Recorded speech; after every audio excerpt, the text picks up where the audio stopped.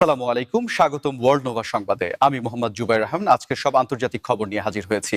শুরুতেই জানিয়ে দিব সংবাদ শিরোনাম, তারপর বিস্তারিত। মাসে শতাধিক ব্যালিস্টিক ক্ষেপণাস্ত্র বানাচ্ছে ইরান। ইসরায়েলের ঘুম হারাম। ইসরায়েলি প্রেসিডেন্টের সফর ঘিরে অস্ট্রেলিয়ায় বিক্ষোভে সহিংসতা। ইসরায়েল ছেড়ে পালিয়েছে ৭০,০০০ ইহুদি। ৩৭ বছরের প্রথা ভেঙে বিমান বাহিনীর সভায় অনুপস্থিত খামেনি। আমেরিকার রণতরীকে ভয় পায় না চীন, রাশিয়াকে পাশে নিয়ে যুদ্ধের হুঁশিয়ারি ইরানের। আপনি যদি ইসরায়েলের ধ্বংস চান এবং মুসলিমদের বিজয় চান, তাহলে ভিডিওটিতে একটি লাইক ও চ্যানেলটি সাবস্ক্রাইব করে যাবেন। আসসালামু আলাইকুম, স্বাগতম জানাচ্ছি ওয়ার্ল্ড নোভা সংবাদে। আমি মোহাম্মদ জুবাইর রহমান। এতক্ষণ শুনছিলেন সংবাদ শিরোনাম, এবার বিস্তারিত। মধ্যপ্রাচ্যের উত্তপ্ত পরিস্থিতির মধ্যে ইরান নিজেদের সামরিক সক্ষমতা যে গতিতে বাড়িয়ে চলেছে তা রীতিমতো আন্তর্জাতিক সামরিক বিশ্লেষকদের কপালে চিন্তার ভাঁজ ফেলে দিয়েছে। বিশেষ করে সাম্প্রতিক বিভিন্ন গোয়েন্দা প্রতিবেদনে উঠে এসেছে যে ইরান প্রতি মাসে শতাধিক ব্যালিস্টিক ক্ষেপণাস্ত্র উৎপাদন করছে, যা একটি দেশের প্রতিরক্ষা ব্যবস্থাকে দীর্ঘমেয়াদে শক্তিশালী করার জন্য অত্যন্ত নজিরবিহীন। এবং এই বিপুল পরিমাণ ক্ষেপণাস্ত্র উৎপাদনের খবর ইসরায়েলের নিরাপত্তা ব্যবস্থার জন্য এক বিশাল চ্যালেঞ্জ হয়ে দাঁড়িয়েছে। কারণ ইসরায়েলের প্রতিরক্ষা ব্যবস্থা আয়রন ডোম বা অ্যারো সিস্টেম সাধারণত নির্দিষ্ট সংখ্যক হামলা প্রতিহত করতে সক্ষম হলেও যদি একসাথে শত শত বা হাজারো ক্ষেপণাস্ত্র ধেয়ে আসে, তবে তা আটকানো গাণিতিকভাবেই প্রায় অসম্ভব হয়ে পড়ে। এবং ঠিক এই জায়গাটিতেই ইরানের কৌশলগত বিজয় দেখছেন সমরবিদরা। তারা মনে করছেন ইরান এমন একটি স্যাচুরেশন অ্যাটাক বা বড় ধরনের আক্রমণের সক্ষমতা অর্জন করতে চাইছে যাতে প্রতিপক্ষের রাডার এবং আকাশ প্রতিরক্ষা ব্যবস্থা বিভ্রান্ত হয়ে পড়ে।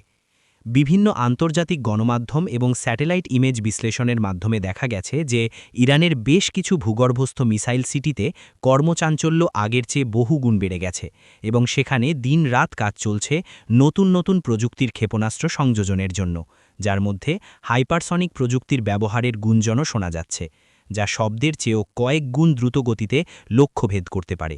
এবং বর্তমান বিশ্বের খুব কম প্রতিরক্ষা ব্যবস্থাই আছে যা একে রুখতে পারে। এই পরিস্থিতিতে ইসরায়েলের সামরিক নীতি নির্ধারকদের ঘুম হারাম হওয়াটাই স্বাভাবিক, কারণ একদিকে যেমন গাজা এবং লেবানন সীমান্তে সংঘাত চলছে, অন্যদিকে ইরানের মতো শক্তিশালী প্রতিপক্ষ যদি তাদের অস্ত্রভাণ্ডার এভাবে পূর্ণ করতে থাকে, তবে তা দীর্ঘমেয়াদী যুদ্ধের ক্ষেত্রে ইসরায়েলকে বড় ধরনের ঝুঁকির মুখে ফেলবে। আর এ কারণেই আমরা দেখছি সাম্প্রতিক সময়ে ইসরায়েলি লবিং গ্রুপগুলো পশ্চিমা বিশ্বে ইরানের ওপর আরও কঠোর নিষেধাজ্ঞা আরোপের দাবি জানাচ্ছে। কিন্তু ইরান তাদের নিজস্ব প্রযুক্তিতে স্বাবলম্বী হয়ে ওঠায় বাইরের নিষেধাজ্ঞার তোয়াক্কা খুব একটা করছে না বলেই মনে হচ্ছে। বিষয়টি নিয়ে আপনাদের কি মতামত? ইরান কি আসলেই সামরিক ভারসাম্যে বড় পরিবর্তন আনছে? কমেন্ট করে জানাতে পারেন।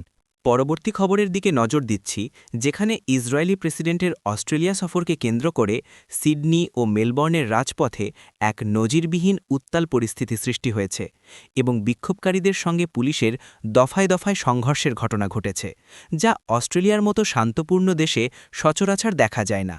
ইসরায়েলি প্রেসিডেন্ট যখনই অস্ট্রেলিয়ার মাটিতে পা রাখেন, তখনই হাজার হাজার মানুষ রাস্তায় নেমে আসেন এবং তারা এই সফরের বিরোধিতা করে স্লোগান দিতে থাকেন। তাদের হাতে ছিল বিভিন্ন প্লাকার্ড, যেখানে মধ্যপ্রাচ্যে চলমান যুদ্ধের বিরোধিতা এবং মানবাধিকার লঙ্ঘনের বিরুদ্ধে তীব্র নিন্দা জানানো হয়েছে। স্থানীয় পুলিশ প্রশাসন পরিস্থিতি নিয়ন্ত্রণে রাখতে আগে থেকেই কঠোর নিরাপত্তা বলয় তৈরি করেছিল এবং শহরের প্রধান প্রধান সড়কগুলোতে ব্যারিকেড বসানো হয়েছিল। কিন্তু বিক্ষোভকারীদের সংখ্যা এত বেশি ছিল যে অনেক স্থানেই পুলিশের কর্ডন ভেঙে যাওয়ার উপক্রম হয় এবং এক পর্যায়ে পরিস্থিতি সহিংস রূপ নেয়, যখন বিক্ষোভকারীদের একাংশ নিরাপত্তা বেষ্টনী ভাঙার চেষ্টা করে এবং পুলিশ তাদের ছত্রভঙ্গ করতে শক্তি প্রয়োগ করতে বাধ্য হয়। প্রত্যক্ষদর্শীরা জানিয়েছেন সিডনির টাউন হল এবং মেলবর্নের ফেডারেশন স্কোয়ারের সামনে পরিস্থিতি ছিল যুদ্ধক্ষেত্রের মতো, যেখানে একদিকে পুলিশের অশ্বারোহী বাহিনী এবং রায়াট গিয়ার পরা সদস্যরা অবস্থান নিয়েছিল এবং অন্যদিকে ক্ষুব্ধ জনতা তাদের দাবি আদায়ে অনড় ছিল। অস্ট্রেলিয়ার সরকার অবশ্য এই সফরের কূটনৈতিক গুরুত্বের ওপর জোর দিচ্ছে এবং তারা বলছে যে দুই দেশের দ্বিপাক্ষিক সম্পর্ক এবং বাণিজ্য বজায় রাখার স্বার্থে এই সফর জরুরি। কিন্তু সাধারণ জনগণের একটি বড় অংশ মনে করছে যে বর্তমান বিশ্ব পরিস্থিতিতে ইসরায়েলি প্রেসিডেন্টের এই সফর অস্ট্রেলিয়ার নিরপেক্ষ ভাবমূর্তিকে ক্ষুণ্ণ করতে পারে। আন্তর্জাতিক বিশ্লেষকরা বলছেন পশ্চিমা দেশগুলোতে জনমত যে ক্রমশই মধ্যপ্রাচ্যের যুদ্ধের বিপক্ষে যাচ্ছে, অস্ট্রেলিয়ার এই বিক্ষোভ তারই একটি বড় প্রমাণ, এবং এটি ইসরায়েলি কূটনৈতিক মিশনের জন্য একটি বড় অস্বস্তির কারণ হয়ে দাঁড়িয়েছে, কারণ তারা আশা করেছিল বন্ধুপ্রতিম দেশগুলোতে তারা উষ্ণ অভ্যর্থনা পাবে, কিন্তু বাস্তবে তাদের মুখোমুখি হতে হচ্ছে সাধারণ মানুষের তীব্র ক্ষোভের। এই ঘটনা নিয়ে অস্ট্রেলিয়ার মিডিয়াতেও চলছে তোলপাড়। অনেকেই প্রশ্ন তুলছেন যে জনগণের আবেগকে উপেক্ষা করে এই সময় এমন হাই প্রোফাইল সফরের আয়োজন করা কতটা যৌক্তিক ছিল। এবার নজর ফেরানো যাক ইসরায়েলের অভ্যন্তরীণ পরিস্থিতির দিকে, যেখানে একটি অত্যন্ত গুরুত্বপূর্ণ এবং উদ্বেগজনক তথ্য সামনে এসেছে যে যুদ্ধ শুরুর পর থেকে এ পর্যন্ত প্রায় ৭০,০০০ ইহুদি নাগরিক ইসরায়েল ছেড়ে চলে গেছেন এবং তারা আর ফিরে আসার কোনো লক্ষণ দেখাচ্ছেন না, যা দেশটির ডেমোগ্রাফি বা জনসংখ্যার ভারসাম্যের উপর বড় ধরনের প্রভাব ফেলতে পারে। ইসরায়েলের ইমিগ্রেশন ও পপুলেশন অথরিটির ডেটা এবং বিভিন্ন আন্তর্জাতিক ট্রাভেল এজেন্সির তথ্য যাচাই করে দেখা গেছে যারা দেশ ছাড়ছেন তাদের মধ্যে একটি বড় অংশই হল তরুণ এবং উচ্চশিক্ষিত পেশাজীবী, বিশেষ করে আইটি সেক্টর, চিকিৎসা এবং গবেষণার সঙ্গে যুক্ত ব্যক্তিরা, যারা মনে করছেন দীর্ঘমেয়াদী যুদ্ধ এবং অস্থিরতার কারণে ইসরায়েলে তাদের ভবিষ্যৎ এবং ক্যারিয়ার ঝুঁকির মুখে পড়ছে। এছাড়া যাদের দ্বৈত নাগরিকত্ব রয়েছে, অর্থাৎ যারা ইসরায়েলের পাশাপাশি আমেরিকা, ইউরোপ বা অন্য কোনো দেশের পাসপোর্টধারী, তারা এই সুযোগটি সবার আগে গ্রহণ করছেন এবং পরিবারসহ নিরাপদ আশ্রয়ের খোঁজে দেশান্তরী হচ্ছেন। অর্থনীতিবিদরা বিষয়টিকে ব্রেইন ড্রেন বা মেধা পাচার হিসেবে দেখছেন এবং সতর্ক করছেন যে যদি এই ধারা অব্যাহত থাকে তবে আগামী কয়েক বছরের মধ্যে ইসরায়েলের অর্থনীতিতে, বিশেষ করে তাদের গর্বের জায়গা যে হাইটেক ইন্ডাস্ট্রি, সেখানে বড় ধরনের ধস নামতে পারে, কারণ দক্ষ জনশক্তির অভাব দেখা দেবে। সাধারণ নাগরিকদের সাথে কথা বলে জানা গেছে প্রতিনিয়ত সাইরেনের শব্দ, রকেটের ভয় এবং অনিশ্চিত ভবিষ্যতের আতঙ্ক তাদের মানসিক স্বাস্থ্যের উপরও গভীর প্রভাব ফেলছে, যার ফলে অনেকেই মনে করছেন নিজের এবং সন্তানদের নিরাপত্তার স্বার্থে আপাতত দেশের বাইরে থাকাই শ্রেয়। ইসরায়েলের সরকার অবশ্য বিষয়টি নিয়ে খুব বেশি উচ্চবাচ্য করছে না এবং তারা চেষ্টা করছে সাধারণ মানুষকে আশ্বস্ত করতে যে এই পরিস্থিতি সাময়িক, কিন্তু বাস্তবতা হল যুদ্ধ যত দীর্ঘায়িত হচ্ছে দেশ ছাড়ার প্রবণতা ততই বাড়ছে এবং আবাসন ব্যবসায়ীরাও জানিয়েছেন যে অনেক মানুষ তাদের বাড়ি গাড়ি বিক্রি করে দিয়ে একেবারে স্থায়ীভাবে চলে যাওয়ার প্রস্তুতি নিচ্ছেন।